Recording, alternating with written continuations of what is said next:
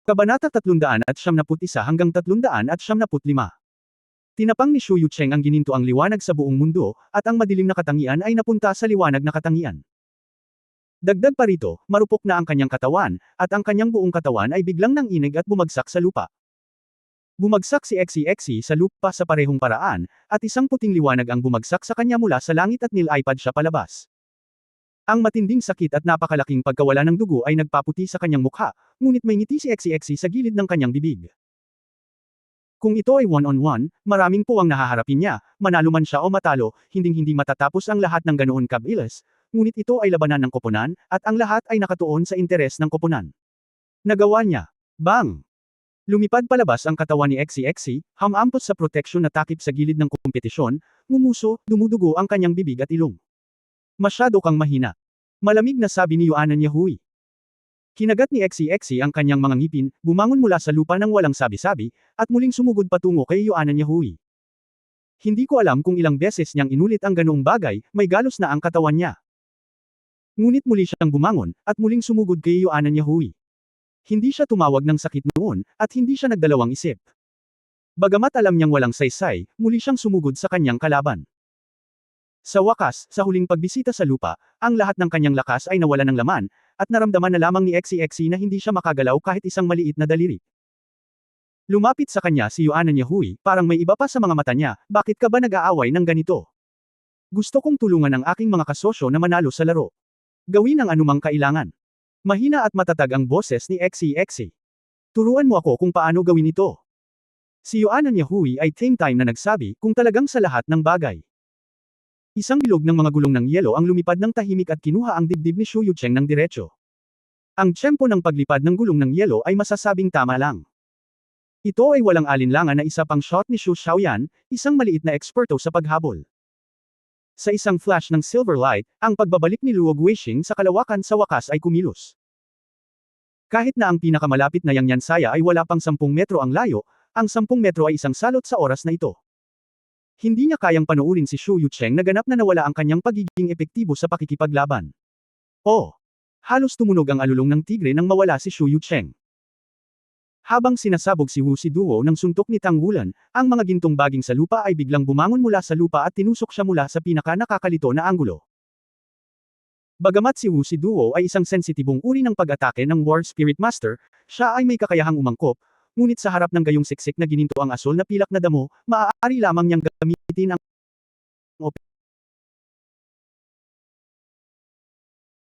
pensa sa pag-atake. Sa kanyang sorpresa, ang mga gintong asol na pilak na damong ito ay hindi lamang napakalakas, ngunit malawak din.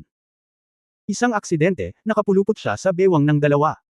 Kinailangan ni Wu Siduo na gamitin ang kanyang pangatlong espiritong kakayahan, si Nether Slash, upang pilitin ang isang pambihirang tagumpay. Ngunit sa sandaling ito, isang gintong asol na pilak na damo ang biglang tumama mula sa likuran. Ang dalawang asol na pilak na damo na sumusulpot sa kanyang katawan ay kusang nahulog na parang buhay, iniiwasan ang kanyang Nether Slash, sabay na ibinato ni Wu Siduo ang magkabilang kamay, at sa parehong oras ay lumipat ang martial arts. Ang martial spirit ng White Tiger ay pinakawalan, at ang White Tiger King Kong transformation ay ipinakita sa parehong oras. Sa tunog ng dagandong ng tigre, ang kanyang mga kamay ay sabay na tinapik sina Tang Wulan at Guyu, na humahabol sa kanya. Naglabas si Guyu ng isa pang free attribute Ice Spear, apoy, hangin, at yelo. Dahil sa lakas ng pagsabog ng elemento ng apoy, bumibilis ang liwanag ng elemento ng hangin, at tumagos ang talas ng elemento ng yelo. Sinampal ni Wu Saidua ang sibat ng yelo gamit ang palad, at ang sibat ng yelo ay nabasag, ngunit ang kanyang katawan ay nanginginig din, na apektado ng lamig ng sibat ng yelo, at siya ay bahagyang naantala. Halos magkasabay na dumating ang gintong asul at pilak na damo sa likod niya at si Tang Wulan sa harapan. Ang gintong espiritong singsing sa katawan ni Tang Wulan ay nagniningning, ang gininto ang dragon na katawan ay pinakawalan, at isang layer ng gininto ang kinang ang lumabas mula sa buong katawan, at ang buong tao ay tila nasusunog sa isang iglap. Ang gininto ang dragon claw sa kanyang kanang kamay ay kinuyam ang mga kuko sa isang kamao at matapang na pumutok, at ang kanyang kaliwang kamay ay gumawa ng virtual na paghila patungo kay Wu Siduo. Ang natatanging pag-aaral ng Tang Sect, ang kumokontrol sa crane at nahuli ang dragon. Kasabay nito, bigla siyang lumingon at tumingin kay Yang Yansaya, na sumugod na sa paligid sa hindi kalayuan. Sa isang kislap ng lilang liwanag sa kanyang mga mata, si Yang Yansaya ay sumuray-suray sa ilalim ng impluwensya ng momentum, at halos bumagsak sa lupa. Ha! Sa sandaling ito, ipinakita ni Wu Saidua ang kanyang malakas na panig. Hindi alintana ang asol na pilak na damo mula sa likuran, sinampal niya ng isang palad ang basag na sibat ng yelo, at ang kabilang kamay ay direktang pinatakbo ang kanyang kaluluwang kapangyarihan patungo dito. Kamao ni Tang Wulan. Boom! Nanatili si Tang Wulan, napaatras si Wu Siduo ng 3 hakbang sa gitna ng pagsabog. Bagamat ang kanyang espiritong kapangyarihan ay higit na nalampasan si Tang Wulan, pagkatapos ng lahat, siya ay nagtiis lamang sa pag-atake ni Guyu. Ang ginintoang dragon na katawan ni Tang Wulan ay tumaas ng higit pa kaysa sa kanyang White Tiger King Kong transformation, at siya ay nakaranas ng matinding pagkawala. Kasabay nito, tahimik na dumating ang Golden Blue Silver Grass. Hindi ito direktang tumama kay Wu Siduo, ngunit mahinang yumanig, kumikidlat, at mahigpit na nakagapos sa katawan ni Wu Siduo. Realidad. Hinampas ng malakas ni Wu Saidua ang magkabilang braso, pagkatapos ay sumigaw, buksan. Sa kanyang opinyon, sa makapangyarihang kapangyarihan ng kanyang White Tiger King Kong transformation, ang isang maliit na asol na silver grass na martial arts spirit ay hindi kayang bitag ang kanyang sarili kahit na may ikatlong espiritong kakayahan.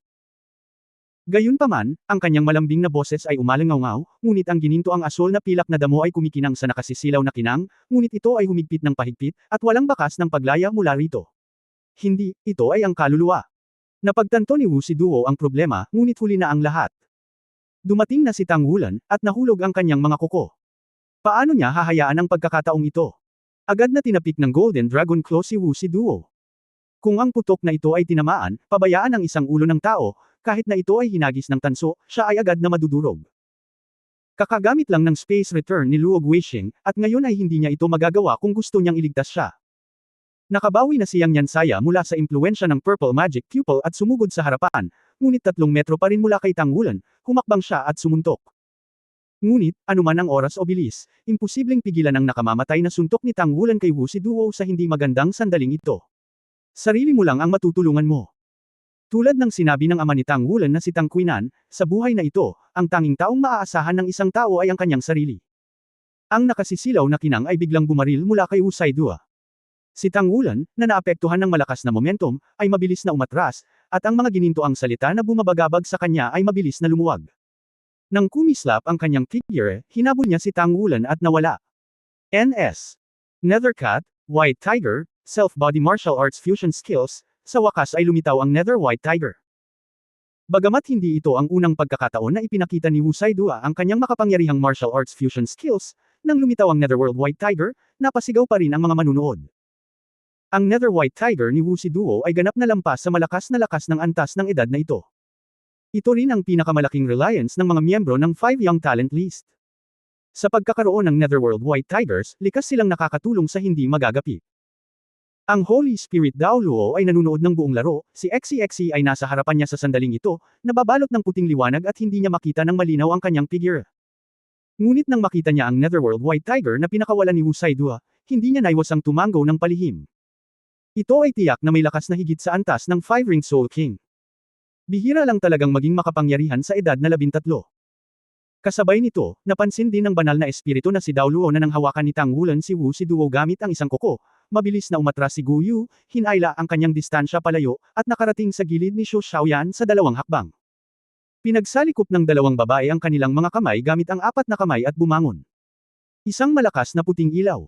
Anong ginagawa nila? Ibigay ito sa akin ng Netherworld White Tiger ni Wu Saidua. Gagawin ko ang lahat para maantala hanggang sa maubos ang oras ng Nether White Tiger niya. May iwan sa iyo ang natitira. Hindi lamang napailing ng Netherworld White Tiger si Tang Wulan, ngunit hinaranggan din siyang Yansaya na nag-charge. Habang umaatres si Tang Wulan, ang kanyang mga kamay ay sumandal sa kanyang likuran ng sabay, at ang 2 bonds ay nahulog sa kanyang mga kamay ng tama. Ngumunguya din sina Guyu at Xu Xiaoyan. Hindi nagatubili si Tang Wulan na ihagis ang 2 steamed bond sa kanyang bibig ng sunod-sunod, at maging si Xu Lizi na gumawa ng steamed bond ay hindi kasing bilis niya. 2 steamed bond ang pumasok, at ang momentum ni Tang Wulan ay tumaas sa napakabilis na bilis. Ang mga ginintoang kaliski sa kanyang katawan ay napuno ng isang layer ng mapusyaw na pulang ilaw, at ang kanyang mga mata ay naging pulang ginto, na para bang mayroong isang tunay na apoy. Parang pumulandet palabas. Pinisil ni Tang Wulan ang kanyang mga balikat, at ang kanyang buong pagkatao ay agad na umangat ng ilang puntos, naging matangkad at matipuno, na parang bigla siyang lumaki ng ilang taon. Ang mga buto ng buong katawan ay bitik, at ang mga kaliskis sa kanyang katawan ay umaagos ng gintong liwanag. Habang lumalaki ang katawan, ang uniforme sa itaas na katawan ay basag, na nagpapakita ng isang solidong katawan. Sa oras na ito, malinaw na makikita na ang kanyang buong katawan ay natatakpan ng ginintoang liwanag at gintong mga linya, at ang buong kanang braso ay konektado sa kanang balikat at natatakpan ng hugis diamante na gintong kaliskis. Umikot ang mga kamay ni Tang Wulan sa kanyang harapan, at isang malalim na dagandong ng dragon ang biglang tumunog sa loob ng kanyang katawan. Ang biglaang pagtaas ng aura ng ilang beses ay naging dahilan upang bahagyang huminto ang Nether White Tiger ni Wu Siduo, at mas natulala si Yang Yansaya. Ano ang ginawa niya? Paano tumaas ng husto ang momentum? Hindi siya nang ahas na sumugod sa sandaling ito. Ang pakiramdam ng krisis ay nagsabi sa kanya na talagang hindi niya mapigilan ang mga kuko ng ginintoang dragon ni Tang Wulan sa estadong ito. Nang bumagsak ang kanyang tingin sa kuko ng gintong dragon, biglang nanliit ang mga mata ni Yang Yansaya, dahil namangha siyang makita na sa likod ng kanang kamay ni Tang Wulan, ang likod ng kuko ng gintong dragon ay biglang lumiwanag na may mga sinag ng liwanag na parang linya ng mga bituin. Ang liwanag ng bituin ay kumikinang, mabilis na kumakalat pataas, at hindi nagtagal ay tinakpan ng mga gintong kuko ng dragon na umaabot mula sa dulo ng mga kuko hanggang sa buong bisig ni Tang Wulan. Nagmukha rin silang mga gintong kaliskis, na may tatlong matatalas na talam na lumalabas sa gilid ng bisig. Solid, matigas, at dominante. Ang lahat ng salitang ito ay hindi sapat para ilarawan ang kanang kamay ni Tang Wulan na natatakpan ng kaliskis. Ito ay battle armor. Sa stage man o sa labas ng stage, hindi ko alam kung gaano karaming tao ang bumulalas. Ang battle armor, at tila, ay hindi isang simpleng one-word battle armor, dahil ang one-word battle armor ay hindi bibitawan sa katawan. Magagawa lang iyon gamit ang dalawang character na battle armor ng spiritual forging level. Ang Netherworld White Tiger na kakataas lang ng kanyang mga paa sa harapan ay tumigil din. Isa lang ang nasa isip ni Wu Sidu sa oras na ito. Ginawa niya, pero ginawa niya talaga. Ang battle armor na maaaring ma-absorb sa katawan ay hindi lamang makakamit ng dalawang character battle armor ng spiritual forging level. Kung ang battle armor ay gawa sa natunaw na espiritual na halwang metal, maaari rin itong isama sa katawan ng isang tao kasama ang espiritualidad nito. Paano kaya ito? Paano niya nagawa? Natatakot ako na kailangan ng level 5 Mecha Maker para gumawa ng ganoong battle armor. Ito ang dahilan kung bakit naisip niya na si Tang Wulan ay napakataas sa simula, ngunit sila. Tiningnan ni Ye Xinglan ang piraso ng metal sa kanyang harapan.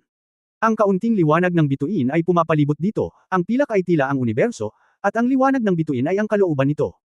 Xingyin, nilikha niya talaga ang Xingyin na may fusion degree na hanggang 71%. Siya ay nagpapabuti, sumusulong sa ilalim ng presyon. Ang lalaking ito. Lizzie, lagi kang handang tulungan ako. Tumingin si Ye Xinglan kay Shu Lizzie sa tabi niya. Saglit na nag-alinlangan si Shu Lizzie at sinabing, Sister Xinglan, masyado bang mag-aatubili ito?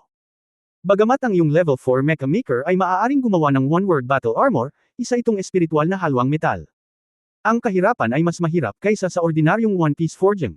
Ito ay higit sa 2 beses na mas mataas. Pinandilatan siya ni Ye Xinglan at mahinang sinabi, nakagagawa siya ng mga halwang metal na nakabatay sa Diyos. Bakit hindi ako makagawa ng armor sa labanan gamit ang animistic na metal? Walang kalokohan, handa ka na. Habang nag-uusap ay nabaling muli ang kanyang tingin sa piraso ng Star Silver sa kanyang harapan. Siya ay may matigas ang ulo na personalidad, mayabang at may kumpiyansa, at ang kanyang background sa panloob na patio ni Shrek ay nagbibigay sa kanya ng hindi kompromiso na tiyaga. Kung hindi dahil sa katotohanan na ang metal na nakabase sa Diyos ay napakahalaga sa kanya, hinding-hindi niya dadalhin ang mga gamit ni Tang Wulan ng araw na iyon, at tutulungan siyang kumpletuhin ang battle armor na ito sa kritikal na sandali.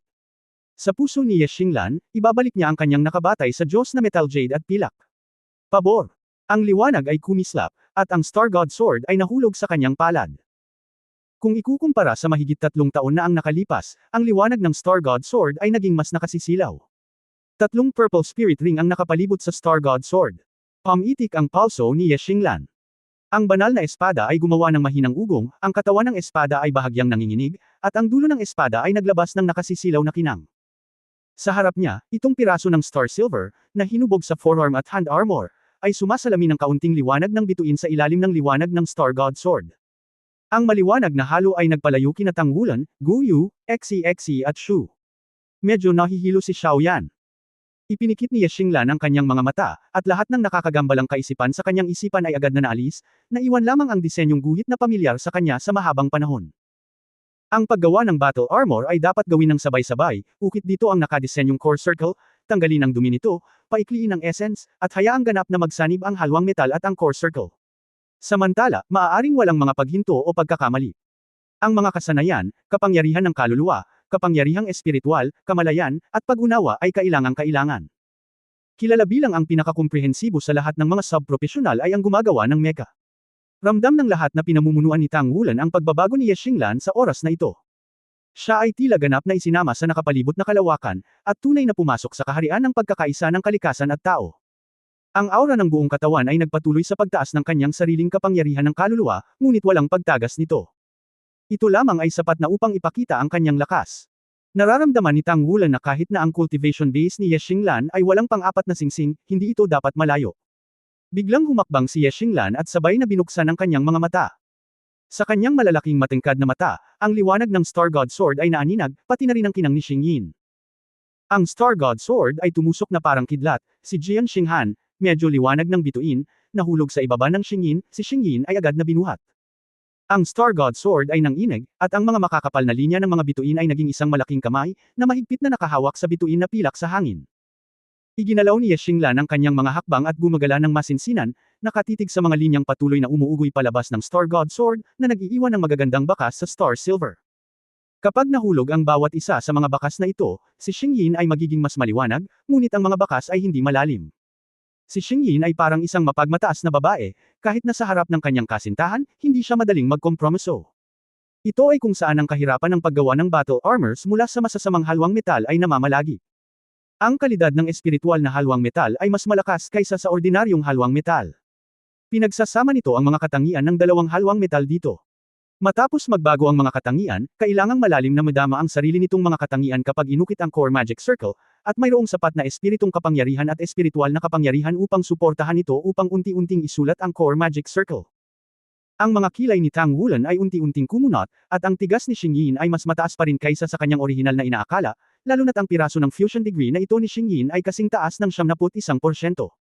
Ang tigas ay napakalakas na kahit ang Xingqiao Sword ay napakahirap mag-iwan ng mga marka dito. Nangangailangan ito ng mas mahabang panahon bago posible na matagumpay na gawin ang battle armor.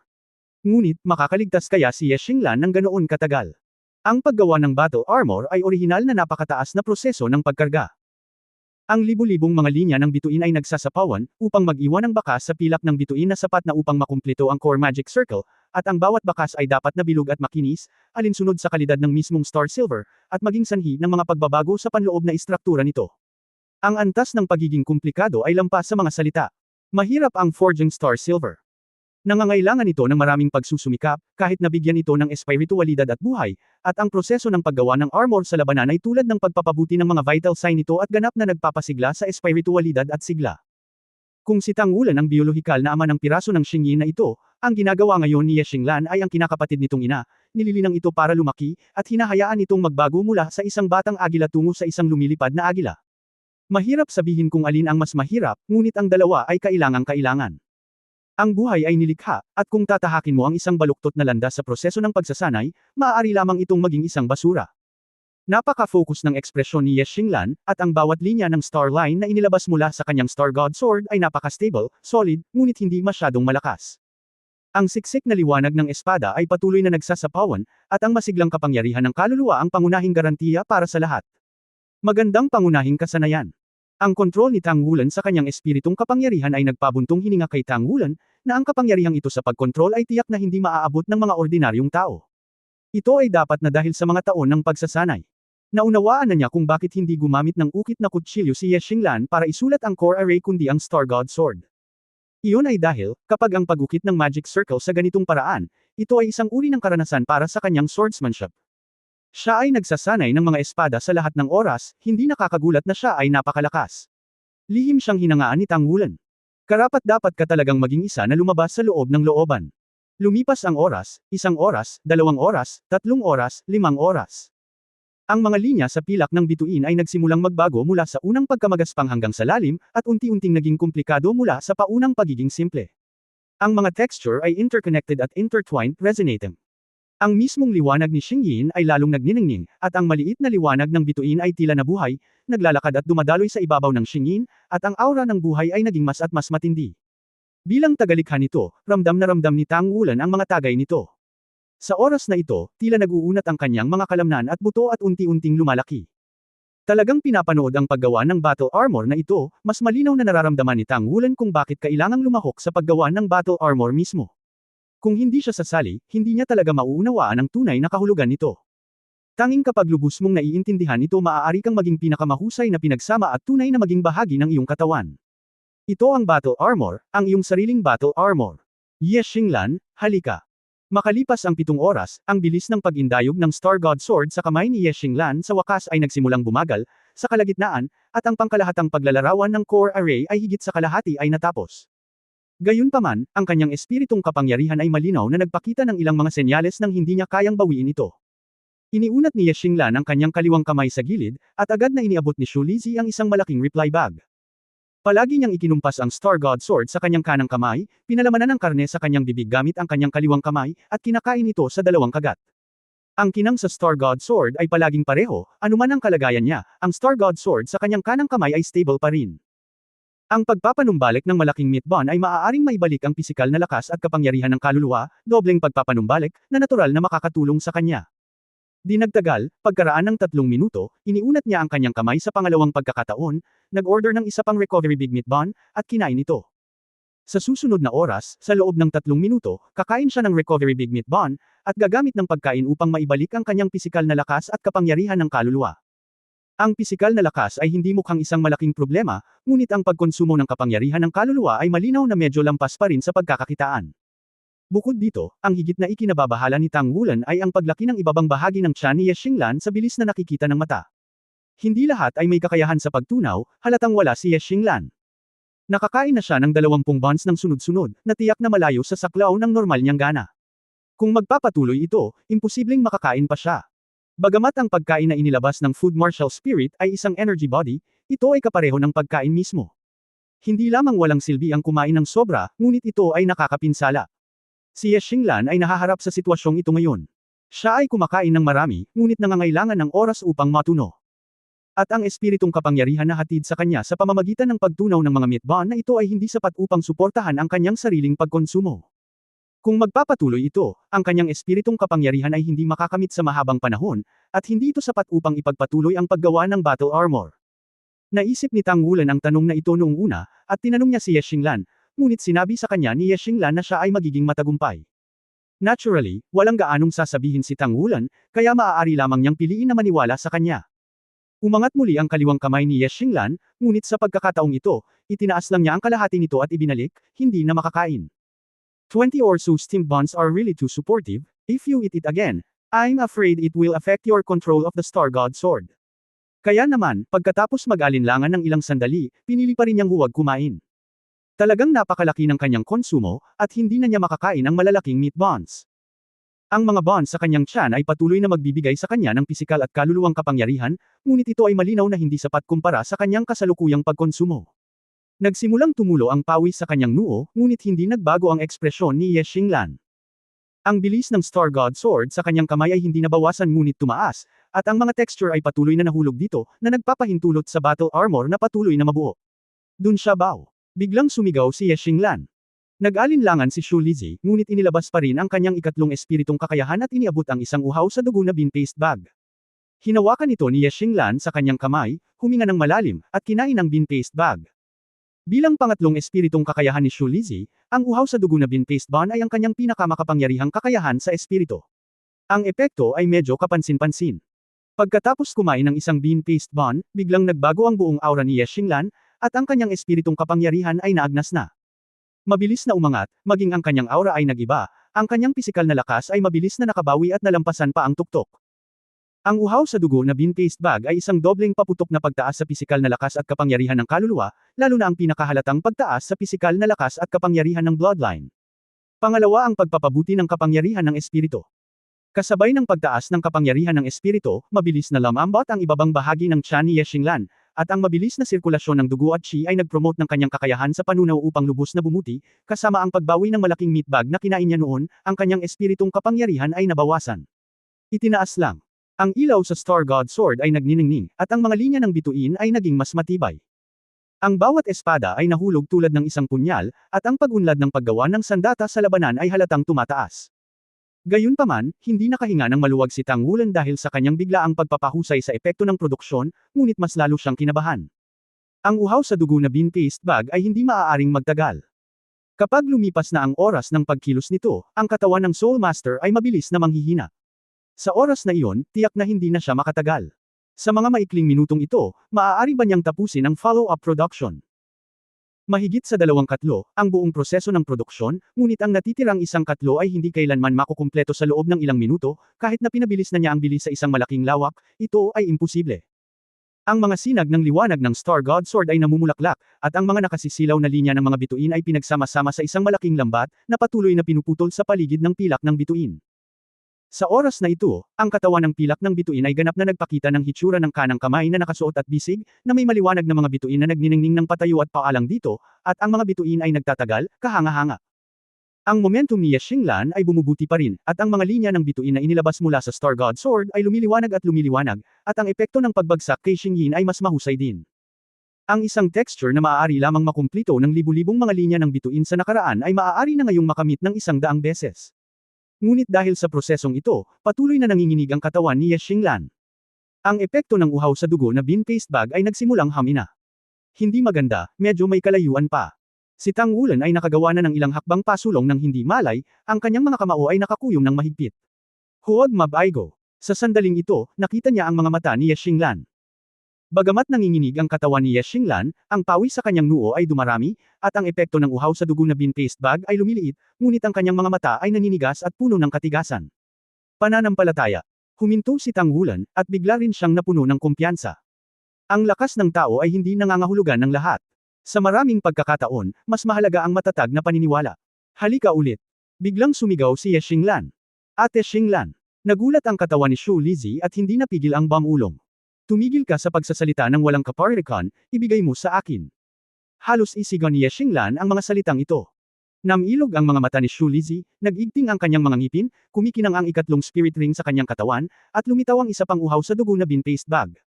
Ipinasa ito kay Ye Xinglan. Kumain ng 2 uhaw sa dugo na bean paste bag ng magkasunod. Mahawakan kaya niya. Nagulat ang puso ni Tang Wulan. Sa sandaling ito, kahit na siya, Gu Yu, XCXC, at Xu Xiaoyan, talagang nakilala nila ang teammate na ito.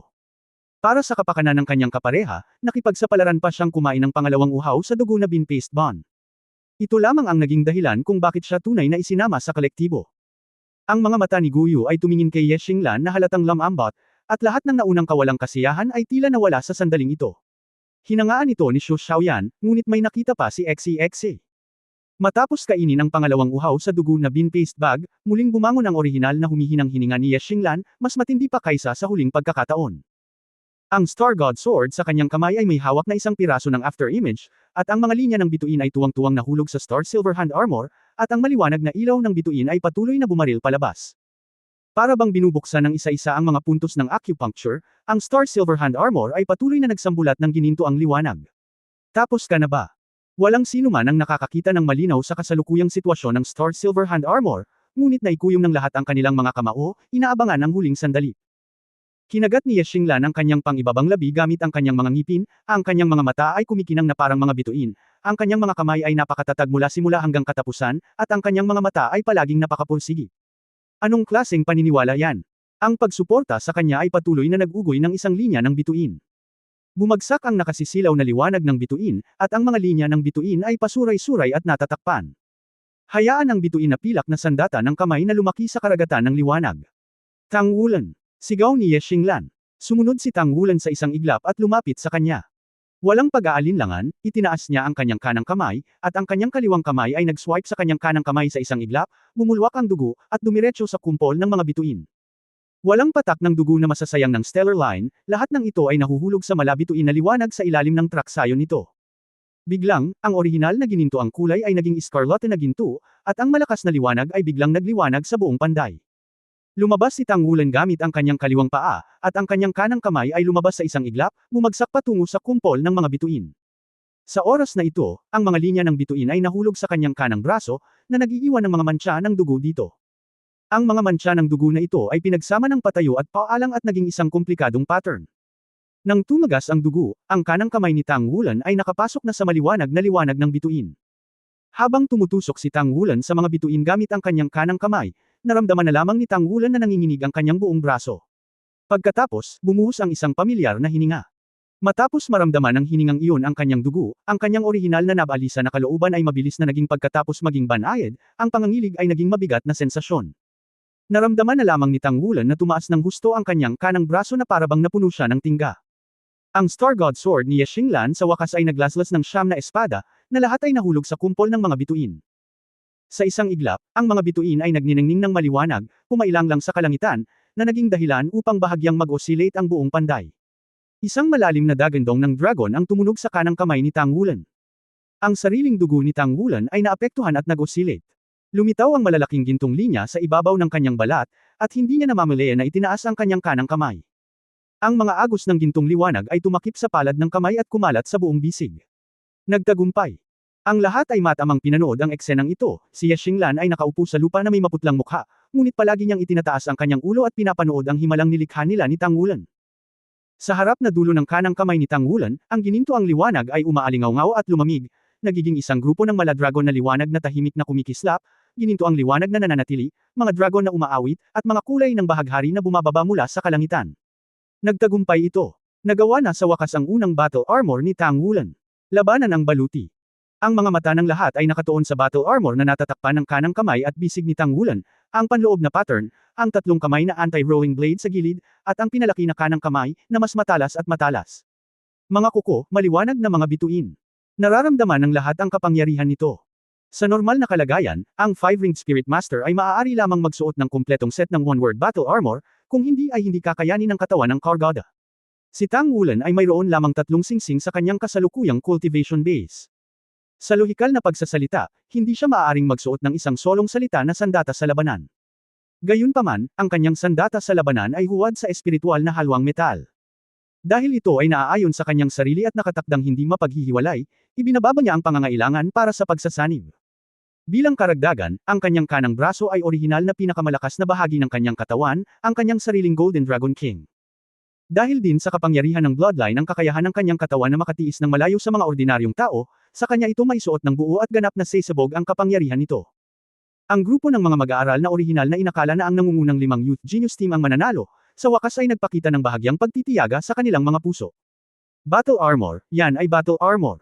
Ang Battle Armor na pinapangarap ng lahat. Tahimik pang ang nagtataglay ng Battle Armor ang pinuno ng squad, Ye. Isa rin siyang makapangyarihang manghuhuwad.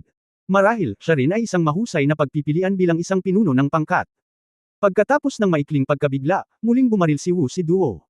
Ang malaking figure ng Netherworld White Tiger ay tumalon ng mabangis, sumugod kay Tang Wulan, at ang kanyang kanang paa sa harapan ay bumaril na parang kidlat. Paano naman ang Battle Armor?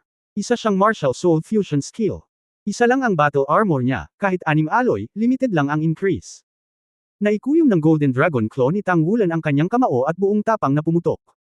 Sa isang iglap, ang lakas ng kanyang buong katawan ay yumanig sa lupa, at ang mga agos ng hangin sa kompetisyon ay naging marahas. Ito ay soul power injection, ngunit ito ay ganap na kapangyarihan. Boom! Nagsalpukan ang dalawang di-proporsyonal na pangangatawan. Ang mga mag-aaral na nanunood ng labanan sa madla ay nakatayong lahat sa kanilang mga daliri sa hindi malay. Ang suntok na ito ay marahil ang susi sa tagumpay at pagkatalo ng buong labanan. Boom! Ang katawan ni Tang Wulan ay sinampal at lumipad palabas sa ilalim ng matutulis na kuko ng Netherworld White Tiger, at bumangga sa protective shield sa di kalayuan. Maraming tao ang hindi namamalayan na humihinga, pagkatapos ng lahat, ang Netherworld White Tiger ay mas malakas. Hindi ba't ito ay kahit battle armor? Gayunpaman, napansin ng ilang matutulis na mata na estudyante na bagamat binaril si Tang Wulan na lumilipad, ang kanang paa sa harap ng Netherworld White Tiger ay halatang naging ilusyon. Ang suntok na ito, totoo ba na ang Netherworld White Tiger ang may ganap na mataas na kamay? Ibinigay ni Tang Wulan ang sagot sa susunod na sandali. Ang kanyang katawan ay bumagsak sa malayong kalasag ng enerhiya, ngunit sa susunod na sandali, ang kanyang buong pagkatao ay tumalbog pabalik na parang bola ng kanyan. Sa tulong ng nababanat na puwersa ng kalasag, siya ay naging isang grupo ng Golden Light Exposure. Ang malalim na chant ng dragon ay umalangaw-ngaw sa kanyang katawan. Dugo at dugong paghihirap. Ang dagandong ng dragon ay nagmula sa mababa hanggang sa mataas, at ang gininto ang liwanag sa kanyang katawan ay naging mas maliwanag. Ang kapangyarihan ng dugo sa katawan ay lumundag at nasusunog ng husto. Ginawa siya nitong parang isang nakasisilaw na gintong apoy na nagningas sa kanyang katawan. Ito ay naramdaman lang ni Wu Si Duo na ang kanyang kaharap ay parang isang nagningas na araw, ang gintong liwanag ay parang isang shooting star, at bumalik ito sa kanya sa isang iglap.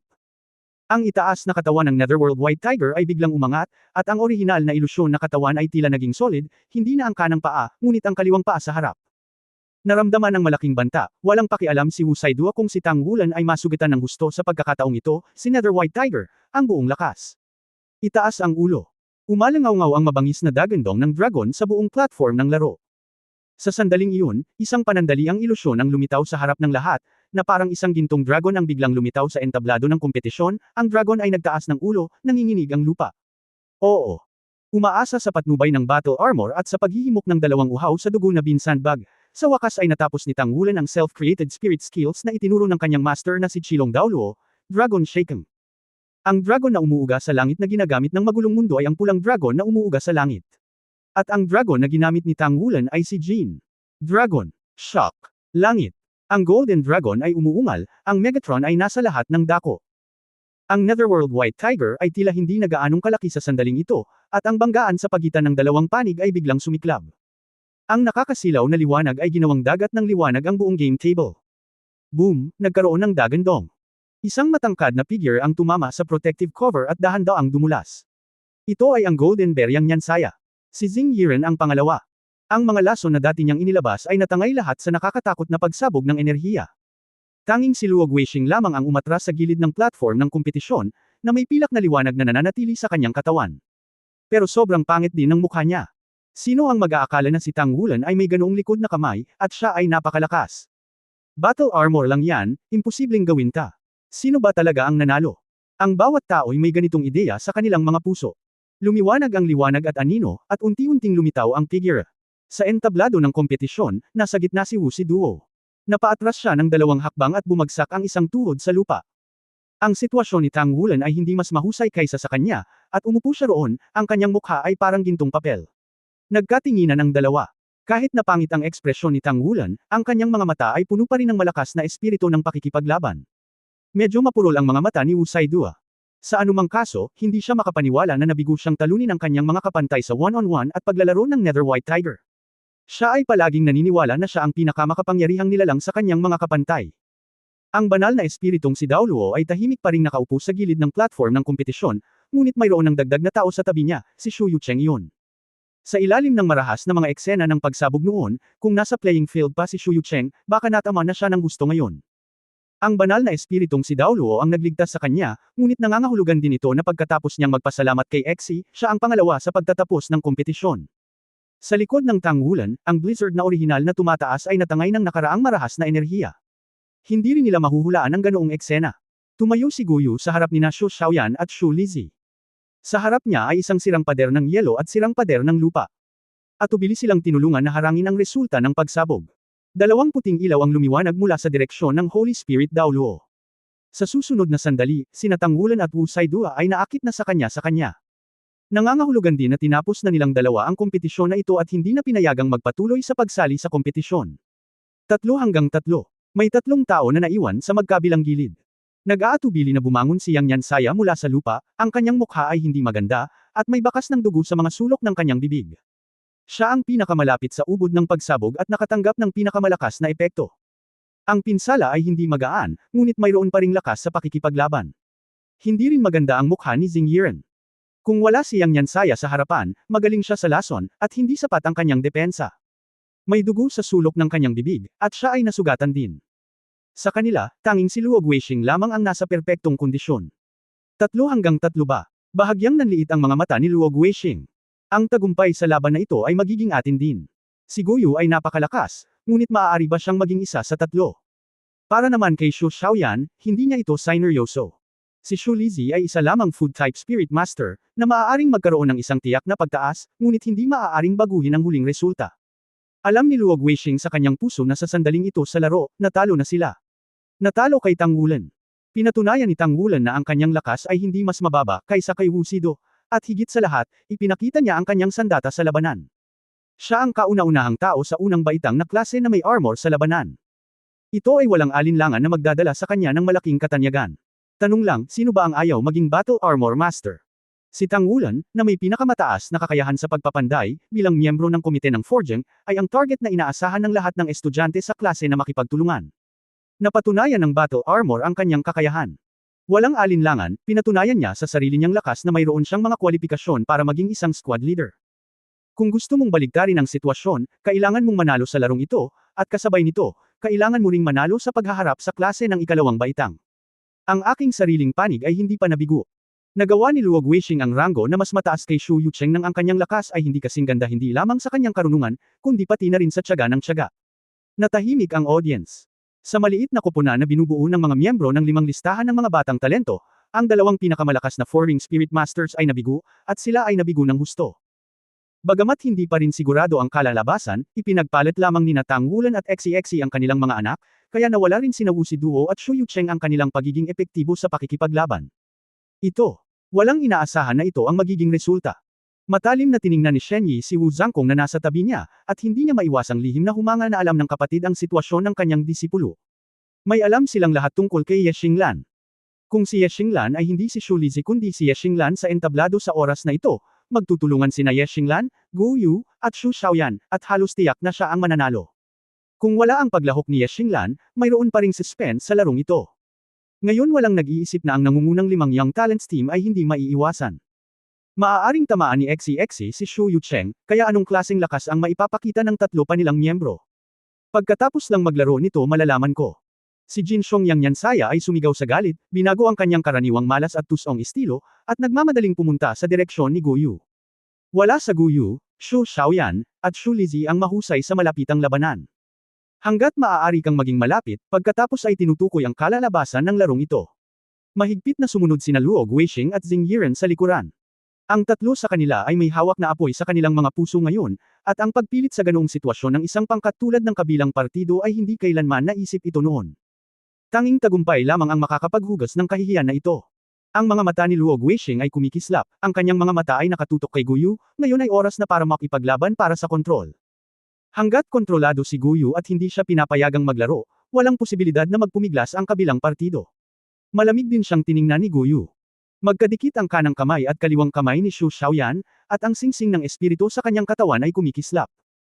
Hanggang sa oras na ito nakita ni Luo Guixing at ng iba pa na si Xu Xiaoyan ay wala ng 2 spirit ring kundi 3. Ang unang nagsimula ay si Xu Xiaoyan. Kumislap ang ikatlong espiritong singsing sa kanyang katawan. Biglang bumaba ang temperatura sa entablado, at biglang lumitaw ang isang malaking blizzard. Ang unang espiritu ng kakayahan ni Gu Yu ay namumulaklak, ang agos ng mga elemento. Hindi niya magawang magsagawa ng martial arts fusion skills kasama si Xu Xiaoyan, ngunit nakontrol niya ang mga elemento ng tubig sa hangin upang mag-condense patungo sa kanila sa tulong ng elemental tides. Sa tulong niya, ang pangatlong espiritong kakayahan ni Xu Xiaoyan, ang Ice Bear Blizzard, ay maaaring mapahusay man lang ang 130 puntos. Ang blizzard ay tumawid, at biglang lumabo ang paningin sa entablado. Namilog ang mga mata ni Luo Guixing, lihim na sumisigaw ng masama. Ang sobrang lamig ng blizzard ay lubos na pumipigil sa kamandag ng berdeng ahas na si Xing Yiren. Ang lason ay hindi mailipat, at ang lakas ni Xing Yiren ay lubhang hamina.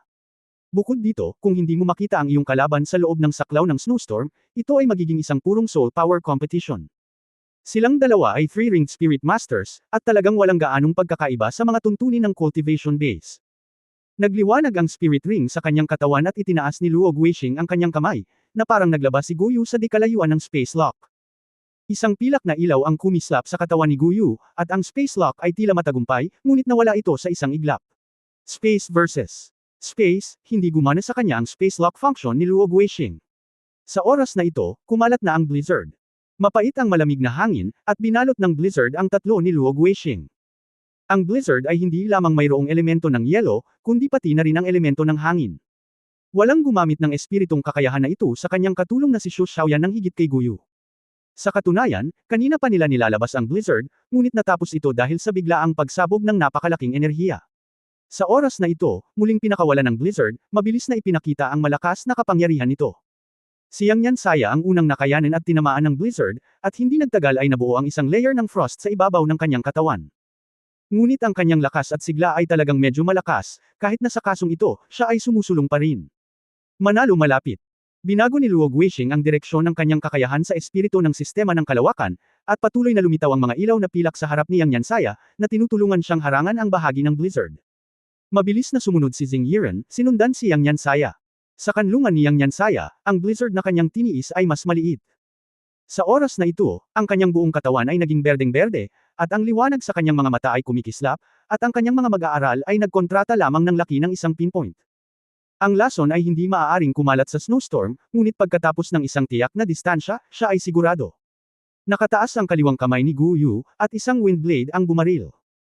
Isang talampakan lamang ang lapad ng wind blade noong una itong lumitaw, ngunit sa blizzard, mabilis itong lumakas, at hindi ito direktang lumipad patungo sa Yang Yansaya, ngunit nawala sa blizzard. Susundan ng pangalawa, pangatlo, pang-apat. Sa pagdaragdag ng mga wind blades, ang blizzard ay biglang naging mas marahas. Sa pamamagitan lamang ng pagtingin sa kanila, halos hindi makita ni Yang Yansaya at ng tatlo ang direksyon ni Guyu at ng iba pa. Ito ay hindi maganda, hindi maaaring hayaan siyang magpatuloy sa paglalaro. Naunawaan ng tatlo ni Yang Yansaya na ang pinakamakapangyarihang bagay tungkol kay Guyu ay nagawa niyang gawing bagyo ang elemento sa pamamagitan ng pagbibigay sa kanya ng sapat na oras. Ang matitipunong mga braso ni Yang Yansaya ay biglang umangat, tinakpan ang harap ng kanyang ulo, at pagkatapos ay biglang ibinaba ang kanyang ulo, humakbang patungo sa direksyon ni Guyu. Anuman ang pag-atake, handa niyang gamitin ang kanyang katawan para dalhin ito. Sa anumang kaso, kailangan niyang lutisin muna si Guyu. Ang katawan ni Xing Yiren ay kumislap ng asul na liwanag, at ang isang maliit na ahas ay mabilis na lumaki at naging isang 5 metrong haba na sawa. Lumakad ang sawa sa lupa, sinundan si Yang Yansaya sa napakabilis na bilis, at hinabol ito. Sa sandaling ito, isang serye ng mga wind blade ang nahulog mula sa langit, at ang 1 metrong lapad na wind blade ay nagdadala ng isang nakasisilaw na malamig na hangin. Hindi si Yang Yansaya ang target, kundi ang sawa at si Xing Yiren sa likod. Ang mga wind blades na ito ay biglang dumating, sa kabuuan ay 12. Sa ilalim ng takip ng blizzard, wala silang babala. Nagbago ang ekspresyon ni Luo Guixing, nahulog ang isang silver light, at bumalik ang espasyo. Bumalik sa kanya si Xing Yiren sa isang iglap, ngunit hindi ganoon kadaling iwasan ang kanyang sawa. Ang 12 wind blades ay nagbago ng direksyon sa hangin, at lahat ay nahulog sa kanyang kaluluwa. Sa matinding sigaw, nanlambot ang buong katawan ni Xing Yiren, at napaupo siya sa lupa. Ang sawa ay naging kulay asul na ilaw at bumalik sa kanyang katawan, ang kaluluwa ay nawasak, at tumagal ng mahabang oras upang uminit bago muling mabuhay. Sa pagkakataong ito, si Xing Yiren ay tinamaan ng husto. Ngunit sinamantala rin ni Yang Yansaya ang maikling oras na ito para sumugod, wala pang 10 metro ang layo mula sa Guyu at Shu Xiaoyan. Sa sandaling ito, isang bilog ng ginto ang biglang lumiwanag sa lupa. Tahimik na lumabas ang gintong ilaw na gulong, at ang target ay hindi si Yang Yansaya, kundi si Luo Guixing sa di kalayuan. Magkasama na ngayon sina Luo Guixing at Xing Yiren, at masasabing tama ang timing ng golden aperture na ito. Si Xing Yiren ang natama ng malakas, at ginamit ni Luo Guixing ang espasyo para bumalik, at ang kanyang sariling space system martial arts ay nasa isang sandali ng paghinto. Nag-drill ang mga gintong tanikala mula sa lupa, mabilis na ikinulong ang mga katawan ni Xing Yiren at Luo Guixing. Kasabay nito, higit sa 100 ng wind blades ang muling lumitaw sa kalangitan, at ang parehong wind blades ay dumiretso kina Luo Guixing at Xing Yiren upang pugutan ng ulo. Ano yun? Paano kaya ito? Lumakas ang ngiti sa mukha ni Luo Guixing, at nalaman niya na sa sandaling ang kapangyarihan ng kanyang kaluluwa ay ikinulong ng gintong tanikala, hindi na siya mapakilos, na para bang siya ay naging isang ordinaryong tao. Kahit anong pilit niya, hindi niya maibalik ang lakas niya kahit isang punto. Sa oras na ito, nanguna na si Feng Jian. Bilang may-ari ng Space Element Martial Arts, hindi rin siya magaling sa depensa. Totoo rin ito para kay Xing Yiren, na ngayon lang nasugatan ang kaluluwa. End of this chapters. For more videos, please like, share and subscribe.